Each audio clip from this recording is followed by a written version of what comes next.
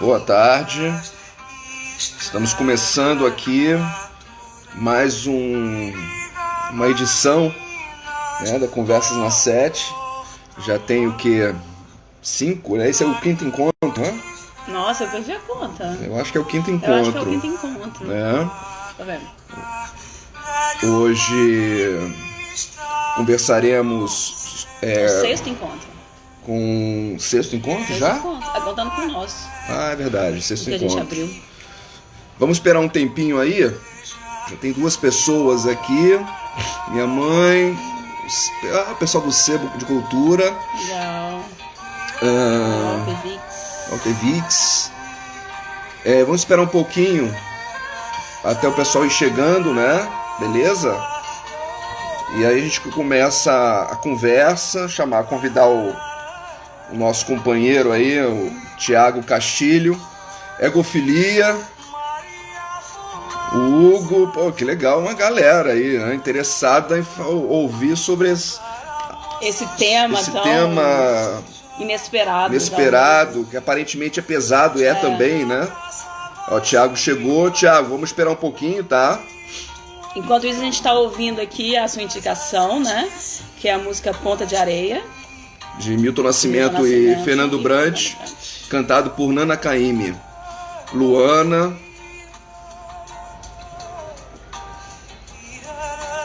Maravilha. Daqui a uns 3, 4 minutos a gente te chama, Thiago. Né? E aí já começar aqui, vou falar isso agora e no final também, mas só para Viva Luiz! Os próximos temas das conversas que teremos até outubro, pelo menos, a gente já está organizando, né? Semana que vem nós teremos a conversa sobre Raul Seixas. Vocês vão saber o porquê daqui a pouco. Depois no final a gente vai dizer o porquê de Raul, né? Toca Raul, né? Toca Raul. Depois Arte e Cidade. Depois As Margens Boêmias. Os orgânicos na cidade. Uma questão de. Não é orgânico de corpo, não, tá? É orgânico, comida, né? A relação da alimentação. A relação campo-cidade, né? A gente vai trazer aqui algumas pessoas. Projeto comunitário da cidade de Vitória. Moradores de rua. Horta na cidade. Criança na cidade. Cine Rua 7. Cidade Quintal e bares. Bem, tem coisas aqui que a gente ainda está ajustando, né? Está começando a convidar as pessoas. E vocês também podem participar aí, mandando temas, né? Sobre, né? E sugestão também de convidados, convidadas, né? Então a gente está aberto a esse tipo de contribuição, né? Sim, com certeza. A gente tem essas questões principais, né? Vamos acertar direitinho o calendário e a gente está seguindo essa prática de toda semana a gente anuncia, né, quem é o nosso convidado para o próximo sábado, né? Então é isso. Maravilha. E hoje a gente vai conversar com o Thiago Castilho, né? Daqui a pouco a gente vai convidar. E Thiago é um amigo de longa data, como também lá do Sul, né? O pessoal do Sul aparecendo, mais uma conversa interestadual, né? E que fico feliz, porque isso aqui é uma extensão das nossas amizades. Quem vai estar aqui falando são sempre amigos, né? A gente nunca chama inimigo para conversar, não. O que também seria interessante, né? E ele vai trazer aqui a perspectiva da morte, né? A morte a cidade e os mortos, né? O aspecto, o que é isso, né? O que é esse tema suscita, né? Tema tão controverso e acho que o Thiago, bem, a gente vai ouvir ele falar sobre isso, né? Sobre o que ele está entendendo, né? O que ele está querendo trazer com essa provocação, né? E ele colocou aqui, ele sugeriu essa música Ponta de Areia, que estava tocando agora, né, que fala um pouco disso, né? A gente vai trazer É o Milton, né? O Milton e o Fernando Brant que trazem muito essa ideia da melancolia, né? Da saudade, né? Das coisas antigas, que aí me remete também. Bem, o Thiago vai trazer o Pedro Nava, né? Se eu não me engano, é mineiro. E aí tem um outro mineiro que me remete a essa ideia também da saudade, das cidades, né? Que tem a coisa de Itabira, né? Que é o Carlos Drummond de Andrade, né? A ideia da modernização de Itabira, modernização entre aspas, né? A concepção da cidade como cidade minério, né? Cidade minério, né? Então, eu acho que tem tudo a ver com o que o Thiago vai falar para nós. E outras cositas mais. Bem, vamos convidar Thiago.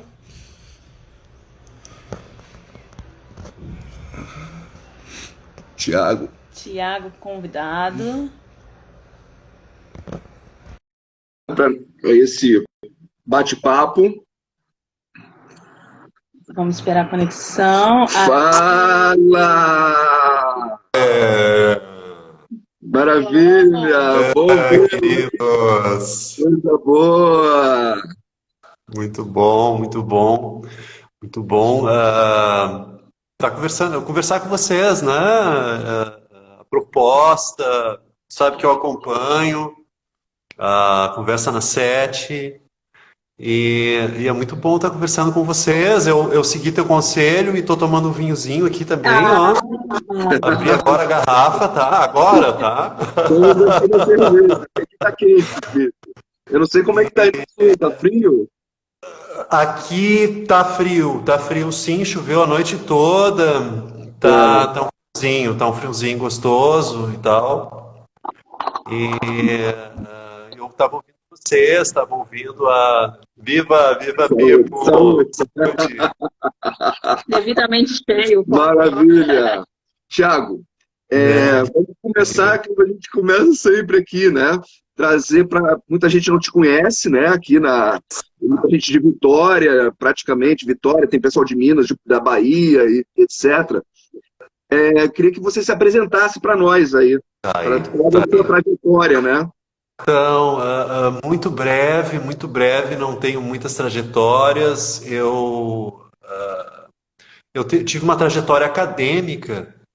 Então, eu fiz escola técnica, já fui bolsista da universidade e desde ali fui sempre estudei na universidade, fiz mestrado, doutorado e chegou um momento da minha vida que eu disse, não, vou sair um pouco da universidade. E aí eu fiz fiz alguns concursos, mas o meu objetivo era esse, né? Era sair um pouco da universidade. E aí eu passei no concurso para oficial de justiça, e já faz quase 10 anos, Por isso o que é carteiro, uma né? maneira de eu estar na rua, de eu acompanhar a vida na cidade, né? E então eu acho que a minha trajetória é essa, é alguém que veio de uma trajetória acadêmica, fez graduação, pós-graduação e depois se lançou para viver a cidade, né? De uma outra forma, né? A minha ideia era essa, eu quero sair de dentro da universidade. E é isso, e aí são muitas coisas, né? Porque a minha profissão exige que tu esteja na rua, exige Sim. que você encontre, né? Muitas coisas, conheça muitas coisas, e essa é a minha breve trajetória, e claro que eu acho que vou aproveitar para falar também que nessa trajetória os amigos são muito importantes, né? E já que eu falei da relação com a cidade, falar para ti, Camila, também que o Gil foi uma pessoa que me apresentou Curitiba, me apresentou São Paulo, me apresentou Rio de Janeiro. Então, uma pessoa que é muito importante, né, nessa minha vivência com a cidade, com essas cidades, né? Então, eu sempre fui bem suzeraneado aí pelo Gilzão, querido. Maravilha.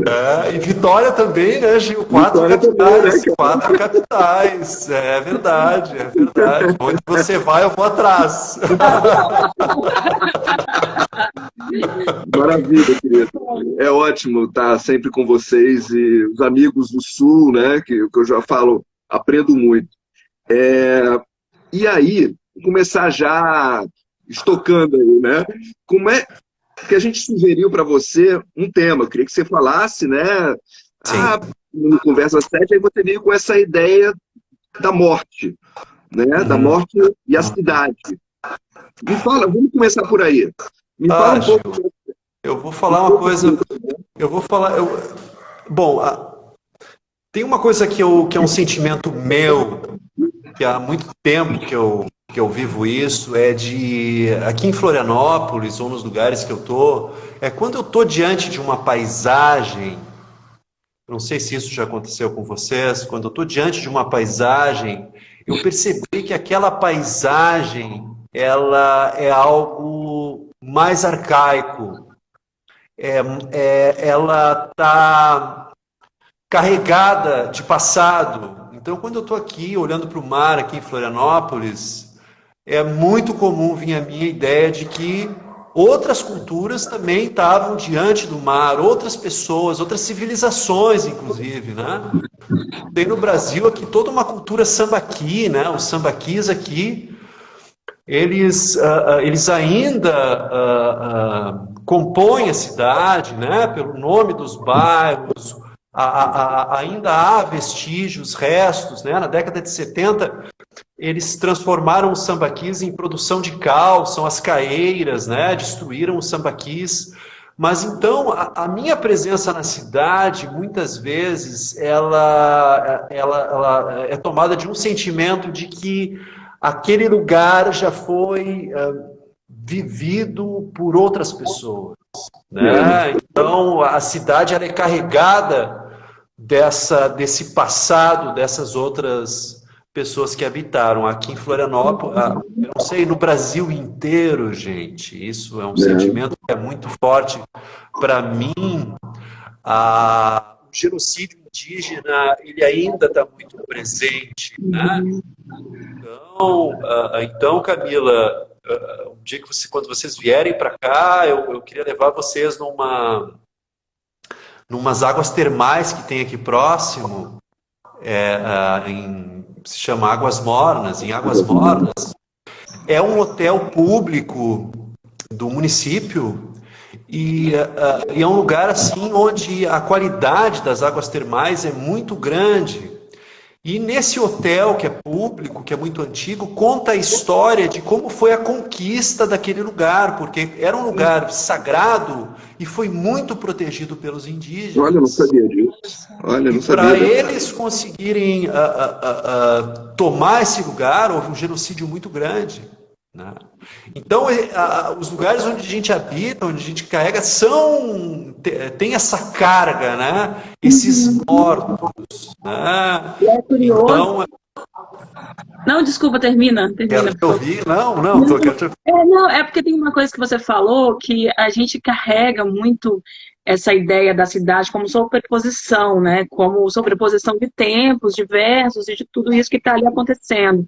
E a gente coloca nos centros da cidade um pouco esse lugar dessa sobreposição. E esquece que todos os outros lugares da cidade também, de alguma maneira, existem vidas diferentes do que está sendo colocado agora. É como se toda a cidade fosse essa construção histórica, né? E outra coisa que me lembra, na conversa com o Soler e a Andréia, que estão presentes aí, eles falaram da visita no centro de Vitória, né? Nos centros em geral. Sim. E aí a presença dos monumentos das grandes figuras, né? E como se a história ou a cidade começassem e só falassem a partir deles. Né? São os mortos que a gente escolheu homenagear, né? Talvez. Importante, gente. Né? Isso é muito importante. É muito... E aí eu sigo com outra reflexão que é sobre os nomes das ruas, que fala exatamente isso, né? A cidade, os mortos na cidade, ela é a lista de ruas, é uma lista de mortos. A cidade se constitui por essa lista de mortos. Mas esses mortos que se faz lembrar pelos nomes de ruas, faz esquecer outras vidas que viveram a cidade, né? Então, e até mesmo quando, eu acho que isso é uma reflexão que com certeza eu não consigo aprofundar, mas é muito rica, que a cidade, as ruas, os lugares deixam de ter nomes que evocam sentimentos, emoções, sensações, a natureza, e aí nomeiam esses nomes com nome de desembargador, de general, de coronel, né? E a cidade vai se transformando nessa imagem, né, oficialesca, que apaga aquela outra cidade, né? Exatamente. E aí, olha só, outra sinfonia na necrópole. Eu ia justamente chamar a Bel aqui para esse assunto, que é um tema que a gente tem conversado bastante, vamos trabalhar em cima disso quando formos conversar com ela, que é sobre a própria data, né? A gente está na rua 7 de setembro. 7 de setembro, O né? que isso significa, né? O que ela está apagando aqui? No caso de Vitória, está apagando um córrego, né, que existia aqui, uma região alagadiça, mas escolheu mudar o nome e homenagear a data da dita independência do Brasil, né? É isso, a gente apagou várias questões aí nesse processo. Mas, ao mesmo tempo, assim, eu concordo com essa ideia de uma violência simbólica que se coloca aí, mas também da apropriação desse nome. Quando a gente fala, dando um exemplo, a Camila trouxe aí a ideia da Rua 7, a Rua 7 de Setembro. Sim, a demarcação de uma suposta independência do Brasil. Mas quando a gente, hoje, pelo menos, quando a gente fala na concepção, na ideia, é a 7. É a 7, vamos lá na 7. A própria palavra, o próprio nome ganha um outro sentido. Sim. Né? A Rua 7 é o calçadão, já se remete a um tempo de agora e a um momento de uso, né? Então, deixa de ter um pouco essa concepção mais formal e oficial, né? Sim. Mas as práticas urbanas da rua e dos monumentos são muitas. E se tem outra pessoa que lembrou aqui... A galera tá participando aqui, legal, tá ótima. A participação e as tá ruas aqui. não tem nome de homem. Isso, a coisa do homem, né? Tem Ótimo, uma peça que eu não consegui acompanhar, e aí que fizeram em Vitória, que é Todas as Ruas Têm Nome de Homem. Era uma peça que na rua, né? Que as pessoas iam chamando a atenção para a presença feminina. É curioso falar disso, a gente estava conversando, porque eu sou a única mulher nessas conversas no 7, né? Salvo a Andréia, que vai ter o primeiro dia, só tem ela. Aí, curioso, né? A gente, caramba, o que é isso? Aí essa peça chamou a atenção, né, da presença feminina na história da cidade, né? E como que essa presença acaba sendo apagada quando a grande maioria dos nomes das ruas são nomes de homens, né? Sim, gente. Quem é lembrado, o nome que está gravado é o nome de quem não deveria ser lembrado, né? É estranho, interessante. Quase sempre. Mas eu escutei nos comentários, eu vi a palavra necrópole e eu fiquei... Bom, então nessa conversa com o Gil, eu digo, vamos delimitar um tema aí mais específico. Tem o Pedro Nava, que é um autor que há muito tempo eu leio ele, podia ser oportunidade para eu tentar elaborar alguma coisa e tal. E daí eu comecei a assistir várias coisas, pensar várias coisas, e aí eu assisti um documentário de um brasileiro, gente, que eu fiquei muito impressionado, que fala sobre a maior necrópole do mundo. Fica no Cairo, é um cemitério que toma 1/4 da cidade do Cairo. e as pessoas moram dentro do cemitério, as pessoas moram dentro das tumbas funerárias. Sim. O islamismo exige que tenha um espaço para as pessoas ficarem 40 dias ali. Então, as pessoas começaram a ocupar, a partir da década de 60, os cemitérios. Então, tem uma população de mais de 1 milhão de pessoas que vive dentro do cemitério. Que loucura. Que loucura. Eu fico muito chocado, muito impressionado. Vive com essa lembrança, né, dos mortos. Desse convívio, né, da presença do convívio, da presença dos mortos. E com isso também, eu queria lembrar uma coisa essa coisa de falar sobre os mortos e sobre a morte, né? A minha avó, Dona Terezinha, né?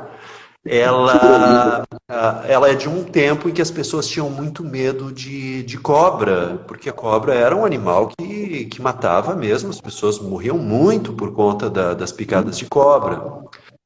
Mas quando ela falava de cobra, ela não usava o nome cobra, ela falava moça.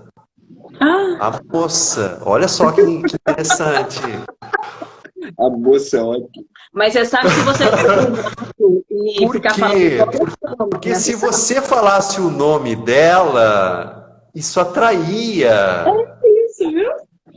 Atraía o animal. Então era necessário dissimular, né? Usar de uma outra forma para falar aquele nome. E eu sinto que com a morte a gente também acontece muito isso, né? A gente desvia, mas ao mesmo tempo erotiza a coisa, né? Porque a moça, né? Olha só, tem algo, tem algo sinuoso aí, né? Então tem essa dissimulação com relação à morte nesse momento que a gente está vivendo também, é uma coisa assim, pô, não vamos falar disso, vamos tal, mas essas coisas elas ficam acumuladas, escondidas. Eu acho que esse momento também é um momento de extravasar isso, né? De conseguir expressar isso.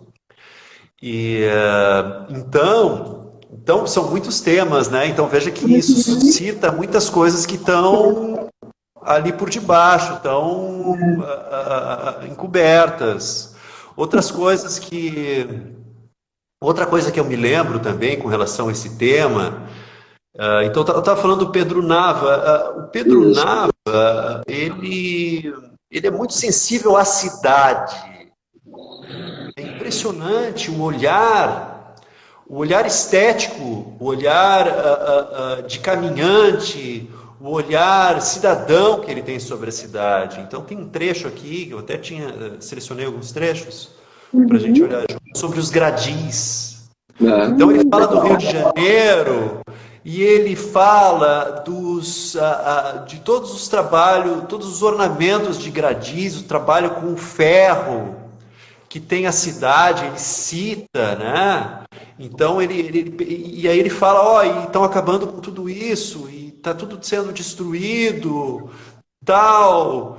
E é um olhar sobre a cidade que é um olhar de um trabalho que foi feito por homens, um trabalho, uma arte, né? Que foi produzida por pessoas, por braços, por mãos, por pessoas que foram reais e que aquilo ali se mantém na cidade. Então, é um dos aspectos, essa sobrevivência, né, dessas obras, que são obras produzidas por homens e mulheres, né, e que se mantêm na cidade, que se apagam. Mas a cidade contemporânea, eu botei a imagem do Tati, foi um das imagens que o Gil usou ali para falar do nosso encontro, e que mostra muito isso, né? A diferença que tem aquela imagem de uma casa antiga, e a uma moderna, tapera se destruindo diante de um prédio, de um espigão, né? De vários espigões, todos iguais, um do lado do outro. Então, a estética moderna da cidade parece apagar essa temporalidade e essa dimensão humana das coisas. Sabe que isso que você está falando, assim, antes de você entrar no Pedro Nava, é, esse filme, né, Meu Tio, ele é, assim, a gente usa muito na faculdade de arquitetura, né? Porque essa mudança da arquitetura antiga, tradicional, ou convencional, não sei, agora fugiu o nome da palavra, mas com a arquitetura modernista, moderna, né? E a inserção da automatização das casas, né? Que a casa do pai, do sobrinho, é uma casa completamente automatizada. E como que isso, às vezes, não corresponde com a experiência da vida daquele menino, né? Do sobrinho que ficava muito mais à vontade com o tio, na casa do tio. Mas aí é curioso que a gente na arquitetura foca muito mais na casa moderna, pelo menos na minha graduação. Depois eu fui começar a ver por outro lado. Em vez de a gente pensa no meu tio, mas a gente pensa na casa moderna, não pensa na casa do tio, em como essa cidade foi sendo destruída, né? Para a inserção daquela outra cidade moderna que queriam avançar para Paris. Essa cena é maravilhosa, né? O menino pegando carona. Esse filme, olha, um monte de louco. Quem nunca viu, veja, que é um filme sensacional. A capa é essa aqui, ó. A gente vai indicar depois. A gente vai indicar, mas a gente já pode mostrar aí, né? Viva! É lindo. Acessibilidade, né? Essa acessibilidade dele. É lindo. E aí foi lançado, também não separou, né? Foi lançado um livro que tem a história, né, dele também. Quer dizer, a história do filme escrita, né? Sim. E em outro livro de ilustração, né? Aquele livro que é o filme contado, né? Com desenhos e tal, tem em algum lugar. De repente, até o final, a gente pega. Né? E uma outra dimensão, gente, que é interessante de pensar, essa convivência na cidade dos vivos e os mortos, são essas histórias de assombração, são essas histórias da presença desses seres, né? Que habitam a cidade, que convivem com os seres humanos, que sejam fantasmas, almas. Eu lembro que vampiros, né? Nosferatu, vampiros. E eu lembro de um amigo aqui de Florianópolis, agora ele está morando em Brasília, o Elias. O Elias contava muito histórias, ele é de Recife, então ele contava muito histórias da perna cabeluda, por exemplo. Cabeluda é ótimo. Tem o livro da perna cabeluda de Recife, né? É genial, cara. É muito bom isso, cara. Eu assisti aquele vídeo falando, um curtazinho, falando sobre a perna cabeluda. Essa história da perna cabeluda, Camila? Eu já vi um filme, alguma coisa sobre isso, né? Essa lenda. A história eu acho ótima, né? Essa perna que aparece na casa das pessoas e dá as pernadas na casa e sai pulando.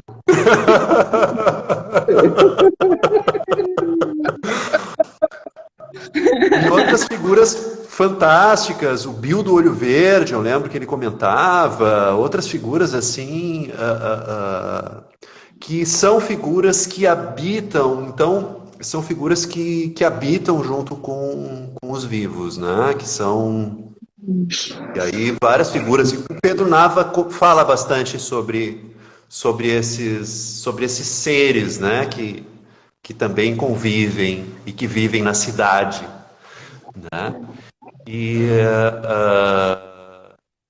Então, essa dimensão da gente pensar uma massa de vivos por oposição a uma massa de seres, de outros seres e de mortos também, né? Então, pensar essas duas massas é uma coisa que quem vai fazer isso é um enfim, um romancista, sociólogo, filósofo, que é o Elias Canetti. O Elias Canetti, eu me aproximei da obra desse autor também, e é muito, muito interessante, porque ele faz ele recolhe de várias culturas essa relação entre essas massas, a massa dos vivos e a massa dos mortos, e vê como que se dá essas relações entre essas duas massas. E uma coisa que ele percebe é que a massa dos mortos ela vai operar por uma dinâmica que a massa dos vivos também opera, que ela quer sempre aumentar, ela está sempre querendo crescer, né? Ela está sempre querendo crescer, ela está sempre querendo aumentar. Então, a morte, ela é um momento em que a massa dos mortos cresce e a massa dos vivos, então, tem a preocupação de cuidar para que esse morto se incorpore à massa dos mortos e não incomode, não atinja a massa dos vivos. Então, os rituais funerários, todos os rituais de enterro têm a ver com esse certo cuidado de acalmar, de apaziguar, né? Esse ser morto que vá se incorporar e que deixe de incomodar os mortos e que não queira, né, puxar o pé de ninguém, né? A perna que a ninguém na perna de ninguém. Pro outro lado. É uma reflexão bem interessante e que dá um destaque. Eu acho que é um momento que sugere várias reflexões, né? Mas que dá destaque para a figura do sobrevivente, né? Então, o sobrevivente, aquele que fica, a postura dele é a postura de quem... a postura de quem, por exemplo, alguém que está visitando um cemitério, alguém que passou por uma situação que alguma pessoa faleceu. Ele tem uma sensação de gabar-se por estar vivo. Ao mesmo tempo que a dor e o sentimento pela perda, pela falta do outro, há no sobrevivente um sentimento de regozijo, de gabar-se, mas eu continuo vivo. Pô, tu vê, aquele cara faleceu no ano de 63, aquele ali durou tantos anos, mas eu estou aqui, eu pertenço ao mundo dos vivos. Eu acho que dá para pensar a cidade assim também, como a cidade dos sobreviventes, né?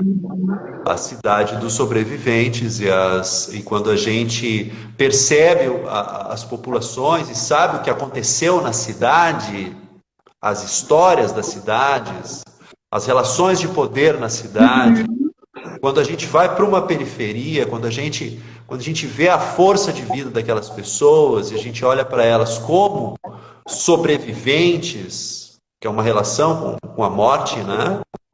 Então também muda um pouco, aguça um pouco, né, a expressão de vida dessas pessoas.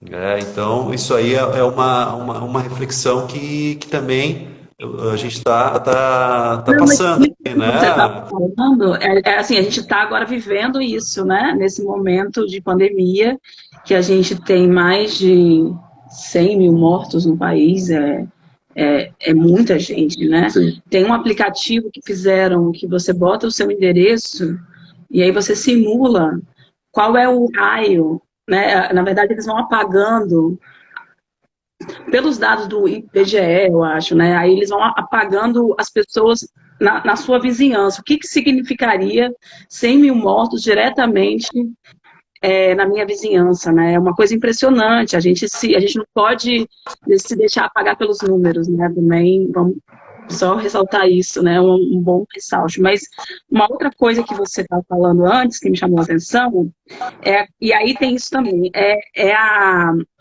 a vontade dos vivos de sobressair dos mortos e, além disso, se sobrepor, né, e afastar eles, de alguma maneira, da sua cidade. E aí me lembrou de uma coisa que em Vitória a gente teve isso, eu acho em outras cidades também, a, a proibição dos cemitérios dentro da área urbana. Né? E como que os cemitérios foram, agora eu não vou lembrar a data, mas pelo Código de Culturas Municipal, ele usualmente as pessoas eram enterradas dentro da igreja, né, ou no cemitério adjacente, dependendo também do poder, da hierarquia da sociedade, do sobrenome, dentro da própria igreja e tal. E como que, eu acho, na década de, não vou errar a década, melhor não falar, mas em algum momento foi levado para fora da cidade, foi construído o cemitério de Santo Antônio, que é um cemitério público que tem aqui em Vitória, e um outro cemitério, que tem mais 2 cemitérios das Irmandades. Então, ao invés de enterrar os membros da Irmandade do lado da igreja, né? Tem isso também, né? Vão para o cemitério da Irmandade. E aí tem uma coisa, Tiago, eu já vou emendar naquela história que a gente descobriu. Eu cresci, minha irmã faz parte da Irmandade da Boa Morte, minha mãe faz parte da Irmandade da Boa Morte e Assunção. E todo ano eles celebram, né, a Nossa Senhora na Igreja Católica, né, a Mãe de Jesus, que celebra em agosto o falecimento dela, com uma procissão, todo mundo de preto, com tochas, com barulho de luto mesmo, como se fosse como é que fala? Um cortejo funerário, tem um nome. Procissão. Uma procissão. É uma procissão, mas como se fosse um cortejo funerário. E aí, no domingo, celebra a vida, a Assunção de Nossa Senhora. E aí, eu me dei conta que exatamente hoje, minha mãe está na igreja de São Gonçalo para preparar a santa. É hoje. Para a procissão que não vai ter, mas para a celebração da Boa Morte. Olha só, cara. E hoje a gente escolheu esse tema completamente. E aí o tema é hoje. O tema é hoje. Eu falei, que isso, né? Que medo. Aqui entre nós, a gente que não sabe, é muito maluco. E como que pega lá para nós, como que essa morte também é celebrada nas outras religiões, né? Em todas as religiões, como que é o culto da pessoa morta, né? E a celebração da vida, tudo isso assim foi, eu não sei, tem outras irmandades na Boa Morte, na Senhora da Boa Morte espalhadas pelo Brasil. Você falando, achou que tinha sido pensado. Não foi pensado, gente. Não foi pensado. Gente, é muito doido. Quando a gente acertou de fazer essa conversa e tudo, eu fiquei com um olhar mais atento assim, para essa temática. E aí eu descobri um livro que eu fiquei assim impressionado, que fala sobre isso, Camila, que se chama A Morte é uma Festa, sim, João José Reis. E ele fala sobre um acontecimento em Salvador, na década de 20 do século XIX, 1829, 28, enfim, em que foi uma rebelião popular e religiosa, porque eles queriam proibir as pessoas de serem enterradas nas suas paróquias, nas suas igrejas, né? E naquela época, como você está dizendo, haviam várias ordens. E começou a ser difundido esse discurso sanitarista de que não, o seguinte, é mais seguro, é melhor que os mortos fiquem afastados e tal, a gente vai botar eles num grande cemitério. Mas não era isso o que acontecia. As pessoas, as tumbas, é interessante isso aí, no século XVIII, início do século XIX, no Brasil ainda era assim. As pessoas eram enterradas dentro das igrejas, né? Havia um recorte geográfico para ser enterrado perto do altar, perto da porta, perto das colunas. Havia quem pagava mais, quem era mais bem relacionado, quem tinha um status, uma hierarquia social maior, definia onde essa pessoa era enterrada, né? Mas os enterros, eles eram... o convívio dos mortos com os vivos era algo muito natural. Havia uma naturalização dessa convivência. Então, as pessoas eram enterradas dentro das suas paróquias, nas suas irmandades, né?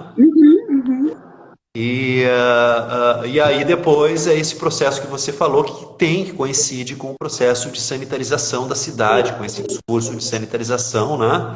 E a própria expansão da cidade, né? Sanitarização, expansão mesmo da ocupação, né? Porque precisava de área para a cidade crescer e tudo, né? Então, a gente vê aqui em Vitória, essas áreas de cemitério, né? Dos antigos cemitérios continuam mais ou menos resguardadas, ali onde é a cultura ali no São Francisco, né? Mas outras partes não, foram realmente retirados os restos mortais, levados para outro lugar e ocupado mesmo, a cidade ocupada no entorno, né? Ocupada em cima, na verdade, não, em cima desses cemitérios, né? E de tantos outros cemitérios, a gente está falando da Igreja Católica, mas os outros cemitérios, das outras formas de religião, né? Que a gente também tem no Brasil. Havia também essa diferenciação social dos escravos mortos, né? Então havia toda uma divisão onde é que os escravos são enterrados. Dependendo do escravo, ele havia covas coletivas, né? Então essa questão da relação a quem era proibido ser enterrado, né? Então também haviam essas regras, essas normas que expressavam, claro, uma divisão social, né, na sociedade. E outro aspecto também que é interessante é pensar que os cortejos, esses rituais fúnebres, eles eram uma maneira de ocupar a cidade, de viver a cidade, né? Havia uma festividade. Então o corpo, ele é interessante, mas o corpo, ele passava por várias casas antes de ser enterrado, né? Eles eram velados. Eram cortejos imensos, iam de uma casa, ia para outra, e era uma festividade, iam bebendo, e era comida para um monte de gente, era uma outra forma. E o que me parece é que a nossa sociedade escamoteia a morte, né? Então é como se nós fôssemos imortais, porque a morte ela é mascarada, nós fôssemos imortais e nós sofrêssemos uma interrupção na nossa imortalidade, algo que tem que ser muito breve e já apagado, assim, não é bem uma passagem. Eu acho que a Andréia está aqui lembrando, né, a ideia do que existe, né, a cultura no México, né, a questão da celebração dos mortos, né. E aí, me lembrando, a gente fez um curso, eu e Camila fizemos um curso tem umas 2 semanas com Simas, né, em que ele fala sobre as sabenças encantadas, né? E o que são essas? Ele estava tentando trazer aqui a relação da religiosidade no aspecto das religiões de matriz africanas, né? No caso, o candomblé e a umbanda, e o que representa a morte como elemento criativo da vida, né? Porque para os umbandistas e para as pessoas que estão ali, né, os praticantes, né, a morte não é essa rachadura, né? Não é esse corte.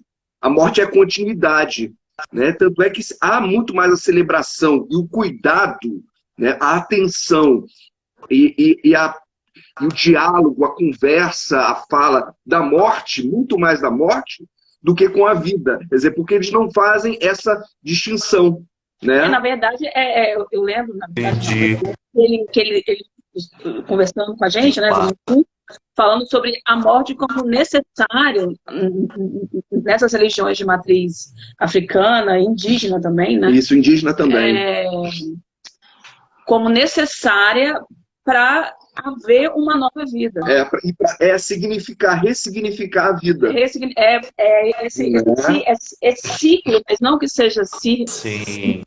circular, perfeito, mas esse movimento da morte ser necessária, que faz nascer do barro primordial. O né? barro primordial. Barro primordial. Então, para ter mais barro, para poder construir novos corpos, eu preciso me desprender do meu corpo retornar para esse barro primordial e desse barro poder fazer outros corpos. E ao mesmo tempo a conversa com os mortos, né? Que é Umbanda e o Candomblé. Há uma conversa direta, né? Com esses mortos, essas entidades, esses espíritos, né? Esse sobrenatural, né? E na religião católica também tem uma conversa com os mortos, talvez mediada, né? Mais velada. Mas quando a gente fala, por exemplo, Nossa Senhora, rogai por nós, a gente está pedindo, Nossa Senhora, você que está aí do ladinho, né? Você olha por nós, assim, um pouco isso que a gente faz na Igreja Católica, né, também. Sim. Outro aspecto, gente, que dá para pensar, porque imagina só, a religiosidade, ela traz para a gente um conjunto de reflexões, e cada religiosidade é um manancial, né, de conhecimento, e pensar a cidade, e eu acho muito interessante uma reflexão de um urbanista que se transformou em filósofo, que é o Paul Virilio. E quando eu estudei isso na graduação, isso me chamou muita atenção, porque a gente aprende nas primeiras aulas de história como é que se formam as cidades. É pela confluência do comércio, então as pessoas, as trocas, a cidade vai surgir a partir desses pontos, né? De feiras em que as pessoas vão trocar. E aí o Paul Virilio diz, não, olha, isso aí é apenas uma corrente que reflete sobre o surgimento das cidades. E existem outras reflexões às quais eu me filio, que vão pensar a cidade como um local de preparação para a guerra. Então, o surgimento, a construção da cidade, ela é um lugar de preparação para a guerra. Então, por isso que a cidade também ela carrega em si tanta violência, e esse filósofo vai trazer isso, né? Vai dizer, olha, a velocidade na sociedade contemporânea é a maior expressão da violência e da morte, que a cidade ainda se filia, tem esse laço, né, com a guerra e com a morte. Então ele vai falar da velocidade como uma máquina de guerra, né? E que para quem anda na cidade, quem habita a cidade, é onde a morte se expressa com mais veemência, assim, né? Quando você passa pela rua e vê os corpos cobertos de branco, né? Quando você vê, né, os motoqueiros, os acidentes, aquela... Então, é a cidade produzindo, né, a morte. Nossa, então, é uma reflexão que eu acho bastante interessante, né? É não perder a dimensão da cidade como máquina de guerra, como um lugar que prepara a guerra, Ótimo. A cidade coloniais, né? A coisa da cidade no Brasil, né? Essa origem colonial das cidades, que está muito vinculada na defesa. Né? A defesa, né? É o forte, né? Os fortes que circundam. Aqui e a tem, localização, né? a Florianópolis, Florianópolis, no Rio de Janeiro, cidade, quer dizer, Bahia, bem, as cidades costeiras, né? As cidades costeiras como esse aspecto de preservação, né? Sim, de preservação do território, né? E outra, aí a gente tem nesse momento colonial, e depois como aconteceu na cidade do meu tio, né? Dessa substituição, dessa demolição. Aqui no Brasil a gente teve muito também, a gente teve muita desapropriação, a gente tem ainda, né, despejos, a gente tem todo esse movimento de eliminar. Aí, de novo, eliminar o que não se quer, colocar o mais distante possível. Se antes eram só os mortos, né, ao longo da história foram sendo muitos outros corpos. Vamos falar corpos vivos, né, que poderiam estar ocupando a cidade junto com a gente de alguma maneira, não sei como. Vamos falar das periferias, né, as periferias desse país aqui, né, as favelas, que são lugares representativos ou criando-se a ideia de representatividade da morte, por si só, né? Quer dizer, é a pobreza que mata, né? É a pobreza que mata, né? E que morre, né? Que mata e que morre, né? E é aquilo que muitos urbanistas e outras pessoas, né, querem apagar da cidade. Quando você vai fazer mapas da cidade, você não representa essa área pobre. Na maioria das vezes, você vai representar, por exemplo, mapas turísticos do Rio de Janeiro, sei lá. Você não vai representar a favela ocupada. Você vai representar a favela como um morro coberto de vegetação, né? Aqui em Vitória acontece isso. Aqui você pega um mapa de Vitória, a invisibilidade, né? É a morte simbólica, né? Morte simbólica, dessas pessoas, né? que você não quer na cidade. Pois é. Interessante. O medo, aí entra o medo, né? A morte como medo, né? E aí a morte é o outro que produz a morte, né? Sim. Olha que interessante, né? Essa separação social, essa divisão geográfica, né? Que é expresso mesmo nos índices de violência, de criminalidade, né? Onde é que acontece mais homicídio? Essa é a zona mais violenta e tal, mas se esquece que aquela violência ali é produzida pelo centro, pela área rica, é financiada, é agenciada. As armas vêm da onde? De onde é que, né? Onde é que é Então é uma violência, a cidade ela tem essa capacidade, né, de produzir essa violência, e isso não é apenas dizer que isso pertence à periferia, não, aqui é tudo tranquilo, não, é o todo, né? A cidade, né? A cidade. Eu tô achando uma pena. Você sabe que a gente está chegando. A gente tem uma hora. 10 minutos, né, aqui para a gente continuar nossa conversa aqui. E eu não estou conseguindo acompanhar muitos comentários que a galera está fazendo. A pessoa está fazendo muito. Eu estou olhando aqui, gente. Tá Mas bem aí, legal. Se a gente acabar, ele perde. Aí eu tô pensando se a gente não consegue parar um pouquinho. Parar um pouquinho agora. Para chamar as pessoas que estão só vendo e escrevendo, chamar elas para esse áudio, né? Porque nós a gente vai perder essas contribuições que são muito interessantes. Eu estou lendo um aqui que diz assim: o nome Vitória é um registro do genocídio indígena e dos negros escravizados do período colonial. Vitória de quem, né? Vitória de quem? Porque a gente tem Vila Velha. Vila Velha, que foi o início da colonial da cidade. E Vitória, como essa nova vila fortificada, né? Um forte que ficava onde hoje é a Praça Costa Pereira. Costa Pereira, que você falou outro dia. Aquela foto, né? Onde hoje é a Praça Costa Pereira, tinha um forte, era uma área alagada, era uma área alagada da cidade, e avançou para o território para cá. Se avançou para esse território, matando, né, os índios, que estavam aqui nessa guerra mesmo de ocupação territorial que os portugueses venceram como colonizadores, né? Aqui. que fala, paga oficialmente, mas as práticas urbanas das ruas e dos monumentos são muitas. Que bonito, né? Pensar isso. É pensar que por mais que se dissimule, por mais que se mascare essa presença humana, né, de vida, mesmo de pessoas que não vivem mais, mas que com seu trabalho vai ser enfim, eu falei dos gradis, né? Ainda assim, o nosso olhar permite ver essas vidas, essas práticas, né?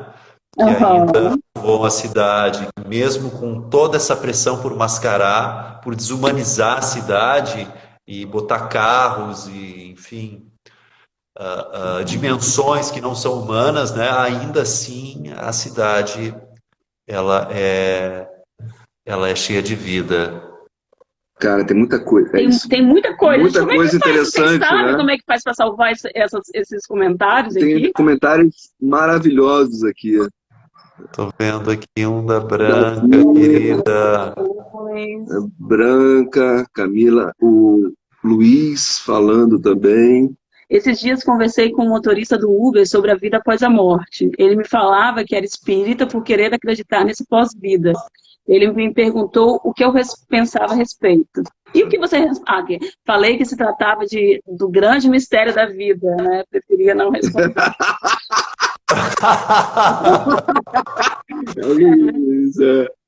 Fala que você ia perguntar para ele. Eu perguntar? O que eu ia perguntar? O que você falou? Não, eu ia perguntar para o Luiz o que ele respondeu, mas ele escreveu já aqui. disse, né? Foi.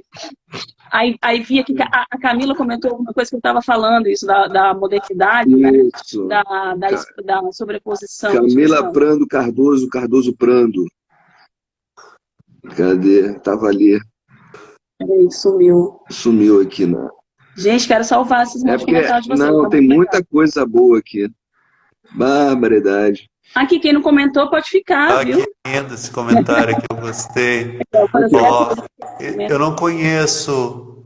A Branca está lembrando do trabalho da Madalene Gins e Arakawa, arquitetos que defenderam que os humanos são imortais, que só morremos que construímos casas e cidades, pressupondo que morremos toda a arquitetura, né? O que morre, o que não morre, eu gostaria de conhecer melhor, entender melhor. Que massa, que massa. Mas você dá uma suspensão no corpo. A gente tem essa coisa assim, não sei se é disso que você está falando, Branca. Peraí, deixa eu ver se dá tempo de eu só falar essa coisa, né? Falou arquitetura, eu me meti. Senão... mas não, não sei se ela está falando disso. Vai dar tempo. A gente vai voltar. Eu acho que a gente vai voltar, porque a gente tem livro para indicar. Tem livro que a gente vai salvar e não vai perder, né? Porque tem 3 minutos aqui, aí a gente vai, daqui a 3 minutos acaba e a gente retoma. Tá. Beleza? Pessoal que tá aí, pessoal que tá aí, volta para mais um tempinho de conversa com o Thiago. Aqui, ó, chama o Destino Reversível a obra deles. Então, eu não sei se ele tá falando disso de a gente constrói, né? Tem uma ilusão da arquitetura, especialmente a arquitetura moderna, que é construir para a eternidade, né? E esqueceu, principalmente a arquitetura moderna, esqueceu que ela derrubou um bocado de coisa. Niemeyer, fora Niemeyer!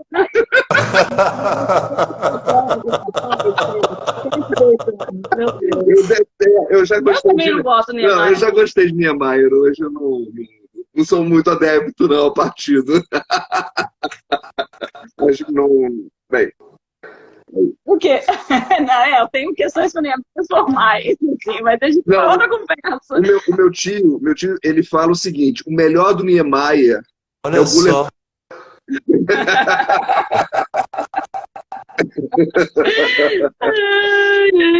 Caramba. Não, o Davizão que tá aí, não tinha visto, o grande Davi, tá falando que o decreto dos cemitérios foi feito por Napoleão. Olha, olha só. Mas fez um modelo quase todo replicado pelo... Você não sabia? Eu não sabia também, não. Eu tô lembrando, falando da data, essas coisas, essa Irmandade da Boa Morte, a Assunção, aqui em Vitória tem desde 1707. Então, há 300 anos, eles fazem essa festa da procissão nas ruas da cidade. Século XVIII. E esse ano vai ser na rua por conta da pandemia, né? Eles estão fazendo um evento, sei lá, virtual, não sei. Aí a dona Vera, que não está participando, minha mãe ficou com medo que a gente chamasse ela para conversar aqui. Aí ela não está participando da live. Bora lá, então? Bora lá, ó. Tem 27 segundos. A gente vai encerrar aqui e começar logo em seguida. Falou, gente? Tá legal. Caixinha. Ô, cara, seu sacana!